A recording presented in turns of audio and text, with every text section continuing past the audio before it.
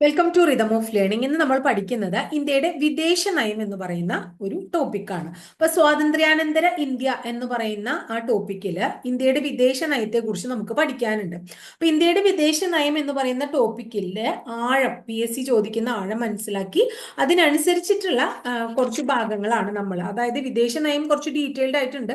അപ്പൊ അത് മുഴുവൻ നമുക്ക് പഠിക്കേണ്ട കാര്യമില്ല. PSC ഏതൊക്കെ ഭാഗങ്ങളാണ് ചോദിക്കണേ അതുമായിട്ട് റിലേറ്റഡ് ആയിട്ടുള്ള കുറച്ച് ക്വസ്റ്റ്യൻസ്, അതുമായിട്ട് റിലേറ്റഡ് ആയിട്ടുള്ള കുറച്ച് കാര്യങ്ങളാണ് നമ്മൾ ഇന്നിവിടെ പഠിക്കാനായിട്ട് പോകുന്നത്. അപ്പൊ ക്ലാസ്സിലേക്ക് കടക്കാട്ടോ.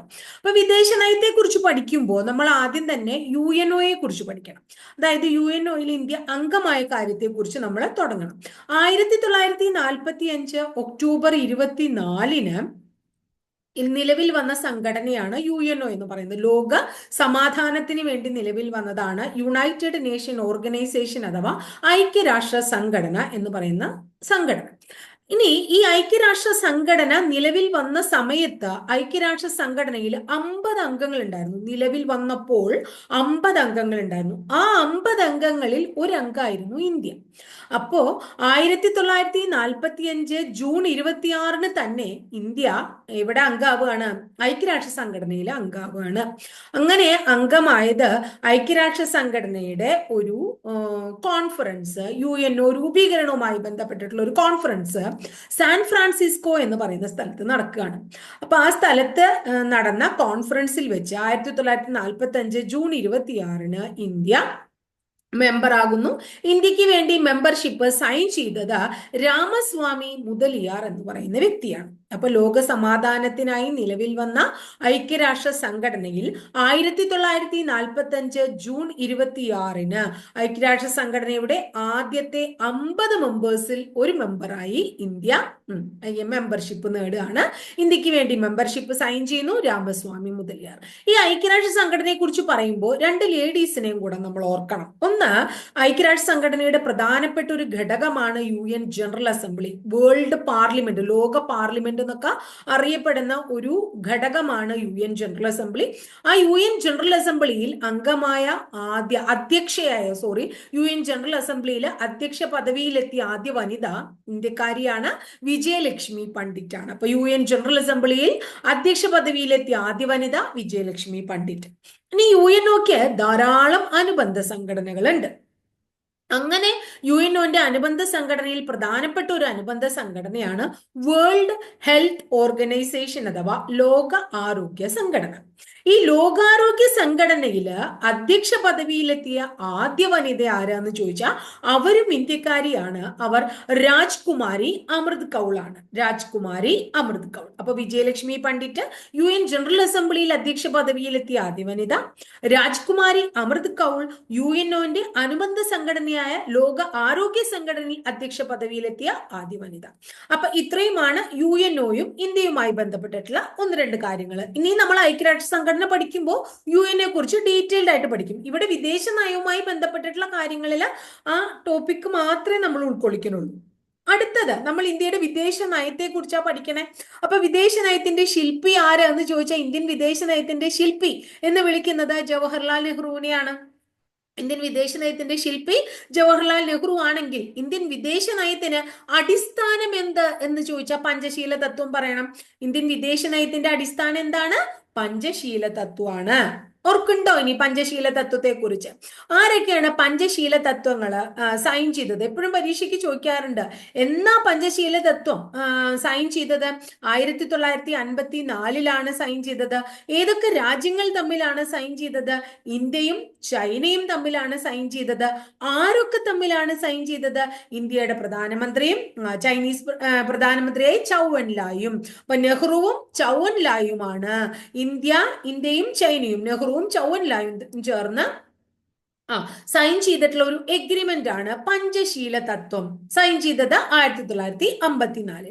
അപ്പൊ നമ്മൾ പഞ്ചശീല തത്വം എന്ന് കേട്ടിട്ടുണ്ട്. എന്താ പഞ്ചശീല തത്വം എന്ന് നിങ്ങളോട് ഒരാൾ ചോദിക്കുകയാണെങ്കിൽ അപ്പൊ അതിന് ഉത്തരം നമുക്ക് കിട്ടണ്ടേ? അപ്പൊ രണ്ട് രാജ്യങ്ങൾ ചേർന്ന് സൈൻ ചെയ്തിട്ടുള്ള ഈ കരാറിൽ കുറച്ച് കാര്യങ്ങൾ എഴുതി ചേർത്തിട്ടുണ്ടായിരുന്നു. അതാണ് പഞ്ചശീല തത്വം. രണ്ട് രാജ്യങ്ങളും എതിർ രാജ്യങ്ങളുടെ പരമാധികാരത്തെ ബഹുമാനിക്കണം, എതിർ രാജ്യങ്ങളുടെ അതിർത്തികളെ ബഹുമാനിക്കണം, എതിർ രാജ്യങ്ങളുടെ ആഭ്യന്തര കാര്യങ്ങളിൽ ഒന്നും തന്നെ ഇടപെടാൻ പാടില്ല, രാജ്യങ്ങൾ തമ്മിൽ ആക്രമണം നടത്താൻ പാടില്ല, പരസ്പര സഹായത്തോടും സഹകരണത്തോടും കൂടി സമാധാനത്തോടെ സഹവർത്തിക്കണം തുടങ്ങിയ കാര്യങ്ങൾ എഴുതി ചേർത്തിട്ടുള്ളതാണ് പഞ്ചശീല തത്വം. ഇങ്ങനൊരു തത്വം നമ്മൾ എവിടുന്ന് എടുത്തേക്കണേ, അല്ലെങ്കിൽ ഈ തത്വം എന്തുമായിട്ട് റിലേറ്റഡ് ആണ്, ഏത് റിലീജിയനുമായിട്ട് റിലേറ്റഡ് ആണ് എന്ന് ചോദിച്ചു കഴിഞ്ഞാൽ ബുദ്ധമതവുമായിട്ട് റിലേറ്റഡ് ആണ്. അപ്പൊ പഞ്ചശീല തത്വം ക്ലിയർ ആയില്ലേ? ഇന്ത്യൻ വിദേശ നയത്തിന്റെ ശില്പി ആരാ പറഞ്ഞേ? നെഹ്റു. ഇന്ത്യൻ വിദേശ നയത്തിന്റെ അടിസ്ഥാനം എന്താന്നാ പറഞ്ഞേ? പഞ്ചശീല തത്വം. ഒപ്പുവെച്ചത് എന്നാന്നാ പറഞ്ഞേ? 1954. ആരൊക്കെ തമ്മില്? നെഹ്റുവും ചൗവൻലായും, ഇന്ത്യയും ചൈനയും. ക്ലിയർ ആയല്ലോ? ഇനി അടുത്തത് നമ്മുടെ വിദേശ നയവുമായി ബന്ധപ്പെട്ട് പഠിക്കുമ്പോൾ പഠിക്കാനുള്ള ഒരു കാര്യമാണ് ചേരി ചേരാ നയം, നോൺ അലയൻ മൂവ്മെന്റ്, ചേരിചേരാ പ്രസ്ഥാനം. കേട്ടിട്ടുണ്ട് നമ്മൾ അല്ലെ? അതുപോലെ തന്നെ ചേരിചേരാ നയം. ഈ ചേരിചേരാ നയം എന്ന് പറയുന്ന ആ നയത്തിന്റെ ശില്പിയും ആരെന്നെ അത്രേ? നെഹ്റു തന്നെയാണ്. ചേരിചേരാ നയത്തിന്റെ ശില്പി നെഹ്റു ആണെങ്കിൽ ചേരിചേരാ നയം എന്ന ആശയത്തിന്റെ ഉപജ്ഞാതാവ് വി കെ കൃഷ്ണമേനോനാണ്. അപ്പൊ ചേരിചേരാ നയം എന്ന ആശയം കൊണ്ടുവന്ന ആരാ? V K Krishna Menon. ചേരിചേരാ നയത്തിന്റെ ശില്പി ആരാ? നെഹ്റു. ഇനി എന്താ ചേരിചേരാ നയം? അത് നമ്മൾ പഠിക്കണമല്ലോ. ചേരിചേരാ നയം എന്ന് പറഞ്ഞാൽ പണ്ട് കാലത്ത് ലോകത്ത് രണ്ട് ശാക്തിക ചേരികളാണ് ഉണ്ടായിരുന്നത്. ഒന്ന് അമേരിക്കൻ ചേരിയും അടുത്തത് സോവിയറ്റ് ചേരിയും. അപ്പൊ ചില രാജ്യങ്ങൾ അമേരിക്കൻ ചേരിയിൽ ചേരും, ചില രാജ്യങ്ങൾ സോവിയറ്റ് ചേരിയിൽ ചേരും. ആ സമയത്ത് എന്തുണ്ടായിച്ച കുറേയധികം ഏഷ്യൻ ആഫ്രിക്കൻ രാജ്യങ്ങൾക്ക് സ്വാതന്ത്ര്യം ലഭിച്ചു. ഇന്ത്യ ഉൾപ്പെടെ കുറേയധികം രാജ്യങ്ങൾക്ക് സ്വാതന്ത്ര്യം ലഭിച്ച സമയമായിരുന്നു അത്. ആ സമയത്ത് ഈ രാജ്യങ്ങള്, അതായത് കുറെ ഏഷ്യൻ രാജ്യങ്ങളും ആഫ്രിക്കൻ രാജ്യങ്ങളും ഒരു ചേരിയിലും നിൽക്കാതെ സ്വന്തമായി നിലനിൽക്കാൻ ആഗ്രഹിച്ചു. ഈ എന്താ പറയുന്ന നയത്തിന് അല്ലെങ്കിൽ പോളിസിക്ക് വിളിക്കുന്ന പേരാണ് ചേരി ചേരാ നയം. ക്ലിയർ ആയല്ലോ ചേരി ചേരാ നയം എന്താണെന്ന്? ഇനി അടുത്തത്, അപ്പൊ ചേരിചേരാ നയത്തെ കുറിച്ച് നമ്മൾ പഠിച്ചു. ശില്പി നെഹ്റുവും ആശയം കൊണ്ടുവന്നത് വി കെ മേനോനുമാണ്. അപ്പൊ നമ്മൾ ചേരിചേരാ പ്രസ്ഥാനത്തെ കുറിച്ച് പഠിക്കണം, നോൺ അലയൻ മൂവ്മെന്റ്. അങ്ങനെ ചേരിചേരാ പ്രസ്ഥാനം എന്ന് പറയുന്ന പ്രസ്ഥാനം രൂപം കൊള്ളാൻ കാരണമായത് 1955 ഇന്തോനേഷ്യയിലെ ബാന്തൂങ് എന്ന് പറയുന്ന സ്ഥലത്ത് നടന്ന ഒരു കോൺഫറൻസിലാണ്. പലപ്പോഴും പരീക്ഷയ്ക്ക് ചോദിച്ചിട്ടുണ്ട് ചേരിചേരാ പ്രസ്ഥാനം രൂപീകരിക്കാൻ കാരണമായ സമ്മേളനം നടന്നത് എവിടെ? ഇന്തോനേഷ്യയിലെ ബാന്തൂങ്ങിലാണ്. വർഷം 1955. എന്നാൽ അന്ന് ചേരിചേരാ പ്രസ്ഥാനം രൂപീകരിച്ചോ? ഇല്ല. എന്നാ രൂപീകരിച്ച് 1961 ബൽഗ്രേഡിൽ വെച്ചാണ് ചേരിചേരാ പ്രസ്ഥാനം രൂപം കൊണ്ടത്. 1961. അപ്പൊ 55 ബാന്തൂങ്ങിൽ ഒരു കോൺഫറൻസ് ഒക്കെ നടന്നു ഇന്തോനേഷ്യയിലെ. അവിടെ വെച്ച് നമ്മൾ എന്ത് തീരുമാനിച്ചു? ചേരിചേരാ നയം രൂപീകരിക്കണമെന്ന് തീരുമാനിക്കുകയാണ്. രൂപീകരിക്കാൻ കാരണമായ സമ്മേളനം നടക്കുകയാണ്. എന്നാൽ യൂഗോസ്ലാവിയയിലെ ബൽഗ്രേഡിൽ നടന്ന 1966 കോൺഫറൻസ് ആണ് ചേരിചേരാ സമ്മേളനം രൂപീകരിച്ചത്, അല്ലെങ്കിൽ അവിടെയാണ് ചേരിചേരാ സമ്മേളനം രൂപം കൊള്ളുന്നത്. ഇനി ചേരിചേരാ പ്രസ്ഥാനത്തിന്റെ അല്ലെങ്കിൽ നയത്തിന്റെ ശില്പി നെഹ്റു ആണ്, ആശയ രൂപം കൊടുത്തത് വി കെ കൃഷ്ണമേനോനാണ്. എന്നാൽ ചേരിചേരാ നയവുമായി ബന്ധപ്പെട്ടിട്ടുള്ള പ്രമുഖ നേതാക്കൾ ആരൊക്കെ എന്ന് നമ്മളോട് ചോദിക്കുകയാണെങ്കിൽ, അത് രൂപം കൊള്ളാൻ കാരണമായിട്ടുള്ള പ്രധാനികൾ ആരൊക്കെയെന്ന് ചോദിക്കുമ്പോൾ ഒരാൾ നമുക്കറിയാം നെഹ്റു ആണെന്നുള്ളത്. അടുത്തത് യൂഗോസ്ലാവിയയുടെ പ്രസിഡന്റായ മാർഷൽ ടിറ്റോ, ഈജിപ്തിന്റെ പ്രസിഡന്റായ ഗമാൽ അബ്ദുൾ നാസർ, ഇന്തോനേഷ്യയുടെ പ്രസിഡന്റായ സുഗാർണോവ്, ഇന്ത്യയുടെ പ്രധാനമന്ത്രിയായ ജവഹർലാൽ നെഹ്റു എന്നീ എല്ലാവരുടെയും ഒരു സഹകരണ മനോഭാവത്തോടു കൂടിയിട്ടാണ് നോൺ അലയൻ മൂവ്മെന്റ് അഥവാ ചേരിചേരാ പ്രസ്ഥാനം 1961 ബൽഗ്രേഡിൽ രൂപം കൊള്ളുന്നത്. ആരൊക്കെയാണ്? Yugoslavian president Marshal Tito, Indonesian president Sukarno, Egyptian president Gamal Abdel Nasser, ഇന്ത്യയുടെ പ്രധാനമന്ത്രി ജവഹർലാൽ നെഹ്റു. ആശയം കൊണ്ടുവന്നത് ആരാണ്? വി കെ കൃഷ്ണമേനോനാണ്. ഇനി നമ്മുടെ ഈ വിദേശ നയവുമായി ബന്ധപ്പെട്ട് പറയുമ്പോൾ നമ്മൾ പഠിക്കേണ്ട വളരെ പ്രധാനപ്പെട്ട ഒരു പോയിന്റ് ആണ് SAARC, South Asian Association for Regional cooperation എന്നതാണ് സാർക്കിന്റെ പൂർണ്ണരൂപം. പരീക്ഷയ്ക്ക് ചോദിച്ചിട്ടുണ്ട്. Regional cooperation. സി, നമുക്ക് കൺട്രീസ് എന്നൊക്കെ ചോദിക്കും. South Asian Association for Regional countries എന്നൊക്കെ നമ്മളോട് ചോദിക്കാം. ഓപ്ഷനിൽ തരാം. South Asian Association for Regional Cooperation എന്ന് പറയുന്ന ഈ സംഘടന 1985 ഡിസംബർ 8 ബംഗ്ലാദേശിന്റെ തലസ്ഥാനമായ ധാക്കയിൽ വെച്ച് നടന്ന എന്താ പറയുന്നത് കോൺഫറൻസിൽ രൂപം കൊണ്ടു. ഇപ്പൊ രൂപം കൊണ്ടത് ബംഗ്ലാദേശിന്റെ തലസ്ഥാനമായ ധാക്കയിൽ വെച്ച് 1985 ഡിസംബർ 8. എന്നാൽ സാർക്കിന്റെ സ്ഥിരം ആസ്ഥാനം എവിടെയാണ്? പെർമനന്റ് ഹെഡ്ക്വാർട്ടേഴ്സ് ഓഫ് സാർക്ക് എന്നാ ചോദിക്കണ വെച്ചാൽ നമ്മൾ നേപ്പാളിലെ കാഠ്മണ്ഡു പറയണം. കാഠ്മണ്ഡു ആണ് സാർക്കിന്റെ സ്ഥിരം ആസ്ഥാനം. ഇനി സാർക്കില് എത്ര അംഗങ്ങൾ ഉണ്ട് എന്ന് ചോദിച്ചു കഴിഞ്ഞാൽ ഇന്ത്യ അടക്കം 8 രാജ്യങ്ങൾ സാർക്കിൽ അംഗമാണ്. അവസാനം അംഗമായത് അഫ്ഗാനിസ്ഥാനുമാണ്. ഇന്ത്യ അടക്കം 8 രാജ്യങ്ങൾ സാർക്കിൽ അംഗമാണ്.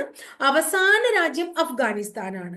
ഇനി നമ്മളത് പഠിക്കുക എളുപ്പമാണ്. ഇന്ത്യയും ഇന്ത്യയുടെ അയൽ രാജ്യങ്ങളും മൊത്തം ഇന്ത്യയിൽ നമുക്കറിയാം 7 കരയുമായി അതിർത്തി പങ്കിടുന്നതും 2 കടലുമായി അതിർത്തി പങ്കിടുന്നതുമായ 9 അയൽ രാജ്യങ്ങൾ ആർക്കുണ്ട്?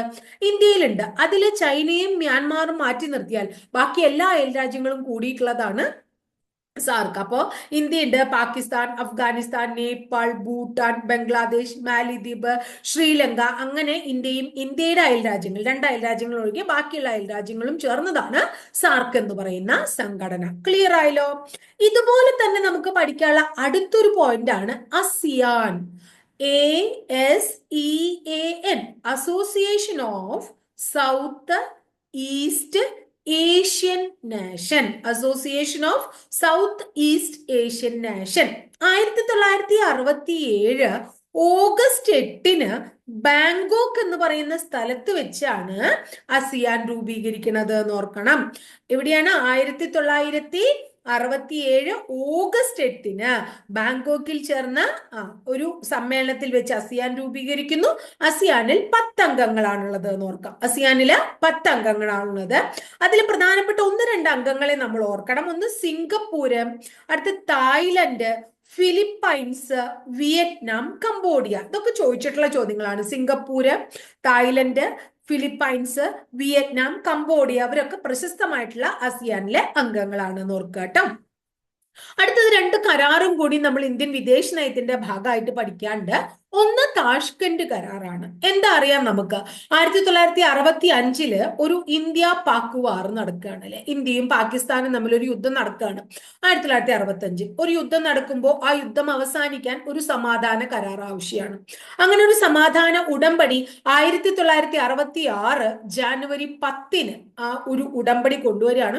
ഉടമ്പടിയുടെ പേര് താഷ്കന്റ് എന്നാണ്. അപ്പൊ ഉസ്ബെക്കിസ്ഥാന്റെ തലസ്ഥാനമായ താഷ്കന്റിൽ വെച്ചാണ് ആ താഷ്കന്റ് കരാർ സൈൻ ചെയ്യുന്നത് ഇന്ത്യൻ പ്രധാനമന്ത്രി ലാൽ ബഹദൂർ ശാസ്ത്രിയും പാകിസ്ഥാൻ പ്രസിഡന്റ് ആയൂബ് ഖാനും ചേർന്നാണ്.